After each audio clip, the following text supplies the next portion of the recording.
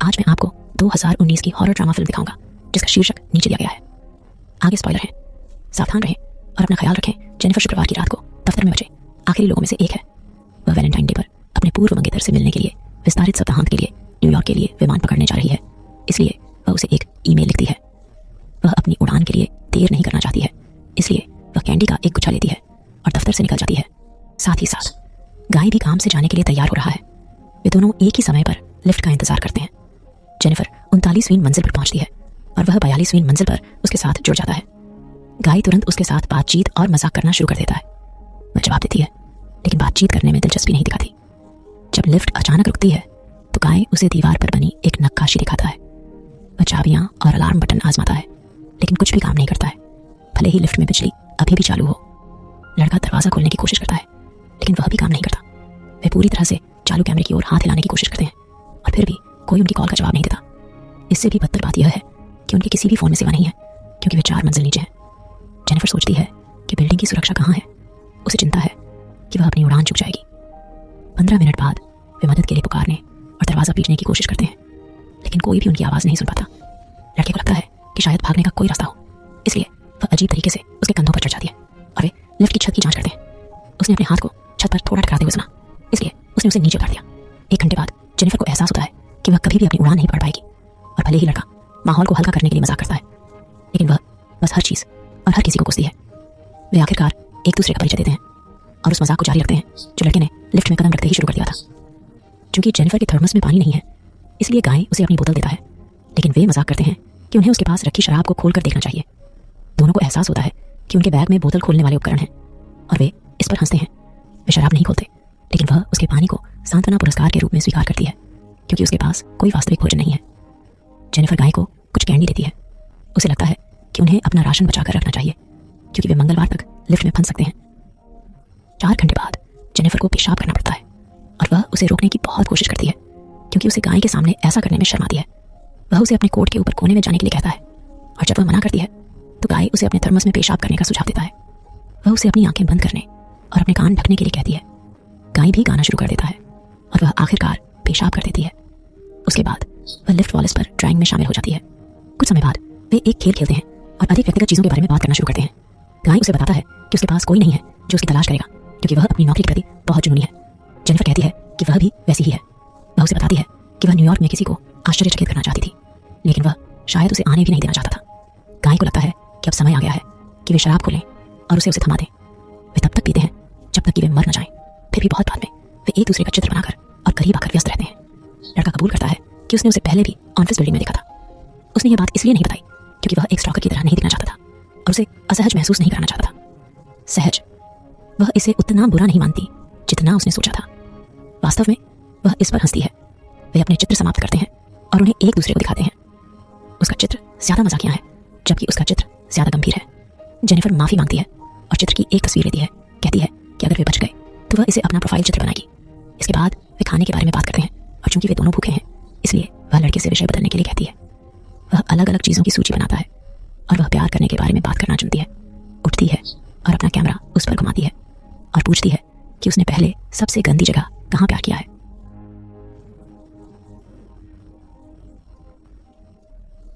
अपने एक पूर्व प्रेमी के बारे में एक कहानी बताती है और उस समय के बारे में जब वे एक साथ लाइब्रेरी में सोए थे।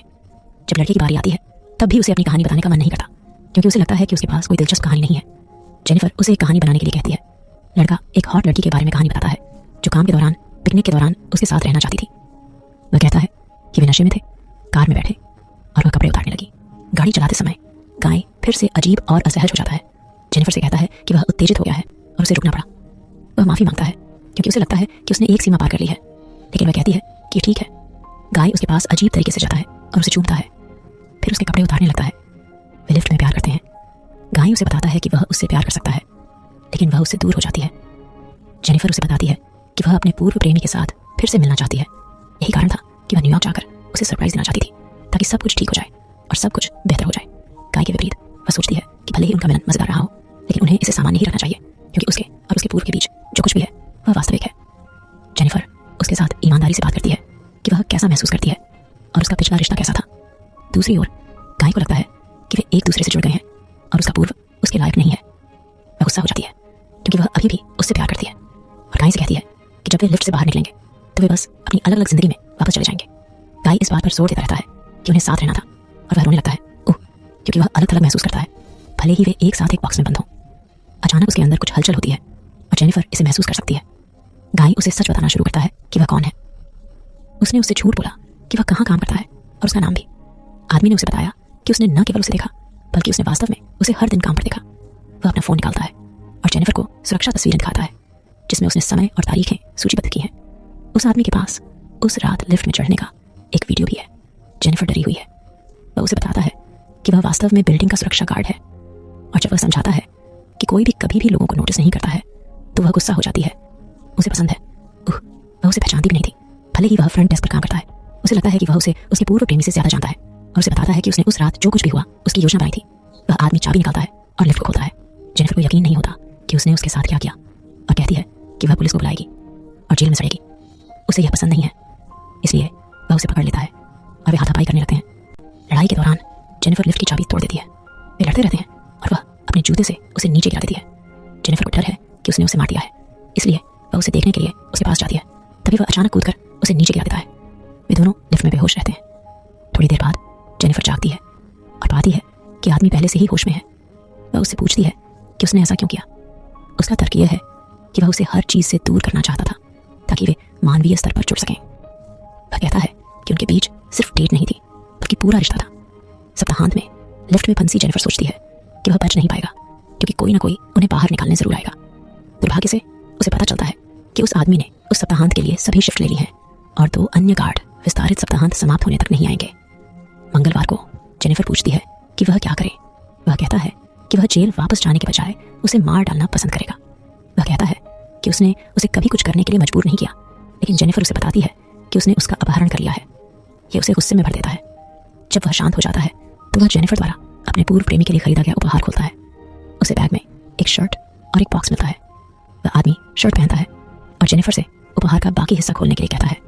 जेनिफर बॉक्स खोलती है और उसमें सिगार, कैंची और लाइटर जैसे जरूरी औजार होते हैं। वह एक सिगार जलाता है और जेनिफर को और भी ताना मारता है, यहाँ तक कि कहता है कि वह अपने पूर्व प्रेमी को सभी अच्छे उपहारों से वापस पा सकती थी। विडंबना की एक झलक में वह उसे वैलेंटाइन डे की शुभकामनाएं देता है। कुछ समय बाद वह आदमी जेनिफर से उसे डराने के लिए माफी मांगता है और उसे पूछता है कि क्या वे सुलह कर सकते हैं।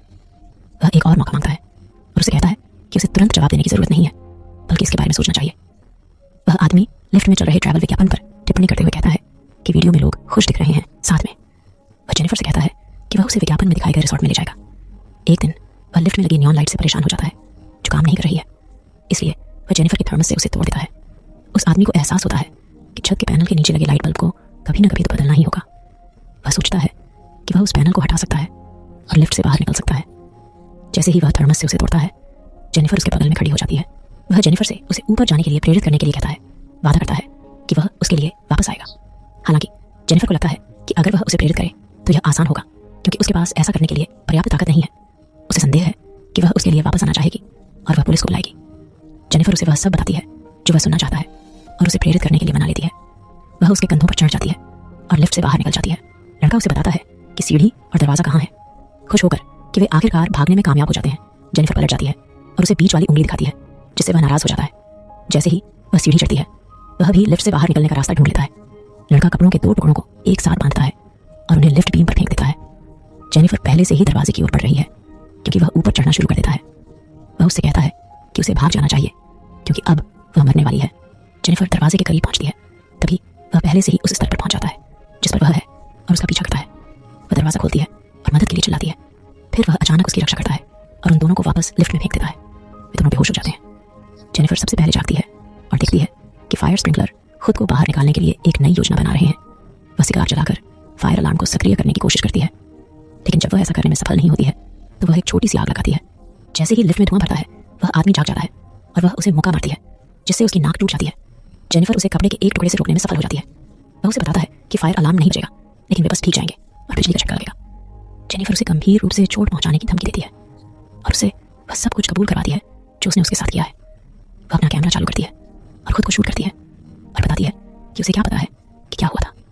जेनिफर कैमरा घुमाकर उसका असली नाम पूछती है। वह कहता है कि उसका नाम जॉन डीकिंस है। जॉन कबूल करता है कि उसने उन्हें जानबूझकर लिफ्ट में फंसाया था। उसने दीवार पर चित्र भी उकेरा था उस शुक्रवार को उसने चाबी का इस्तेमाल करके लिफ्ट को रोक दिया, जबकि वह नहीं दिख रही थी। जेनिफर उसे लिफ्ट में फंसाने की बात कबूल करवाती है। जॉन उसे फंसाने और उसका अपहरण करने की बात कबूल करता है। वह उससे सवाल करती रहती है, इसलिए वह कैमरे के सामने सब कुछ कबूल करता है जो उसने उसके साथ किया, उसके सिर को जमीन पर पटकने से लेकर उसे दीवार पर पटकने तक। जेनिफर पूछती है कि क्यों, और जॉन कहता है कि वह सिर्फ उसके साथ डेट पर जाना चाहता था। अगर उसने उससे सामान्य तरीके से बाहर जाने के लिए कहा होता तो वह उसे मना कर देती। जॉन उसे बताता है कि सुरक्षा गार्ड बनने से पहले वह कौन था। वह एक अकाउंटेंट था जो एक बड़ी फर्म के लिए काम करता था और एक असली हॉटशॉट था।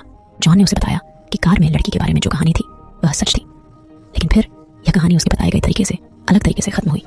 वह बाहर निकलने का रास्ता भूल गया और सीधे खड्ड में जा गिरा। कार 7 बार पलटी और फिर एक पेड़ के पास आकर रुकी। टक्कर लगते ही लड़की की मौत हो गई।